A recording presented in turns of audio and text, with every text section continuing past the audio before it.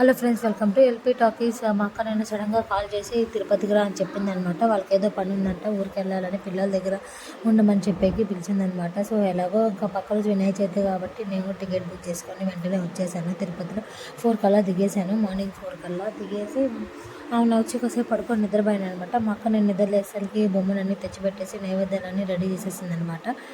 నైవేద్యాలన్నీ ready చేసింది. నైవేద్యాలు వచ్చేసి ఏం చేసిందంటే పులిహోర చేసింది, గుగ్గుళ్ళు అండ్ పాయసం చేసింది. పాయసం కూడా చక్కెర పాయసం కాదు, బెల్లం పాయసము.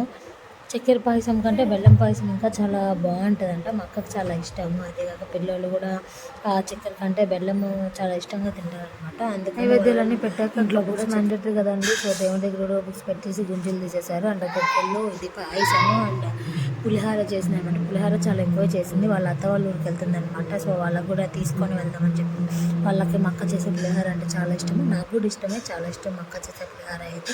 అంటే ఇంక అందరం ఒక పొద్దు జల్లిచ్చేసాము. ఒక పొద్దు జల్లిచ్చేసాక మా చిన్నోడైతే అసలు ఆగడు, ఇంకా వేసుకొని తినిపించేశాడు. ఇంకా మా పక్కనింటి ఆమె కుడుములు ఇచ్చిందనమాట. మాకు ఎలాగో రాదు చేయడము, ఆమె ఇచ్చింది. టేస్ట్ అయితే నేనైతే తినలేదు, కానీ చూసేకైతే చాలా బాగున్నాయి అన్నమాట కుడుములు. అండ్ ఇట్లా అంతా అయిపోయాక ఈవినింగ్ ఇంకా మనం బొమ్మను తీయాలి కదండి. ఈవినింగ్ మేము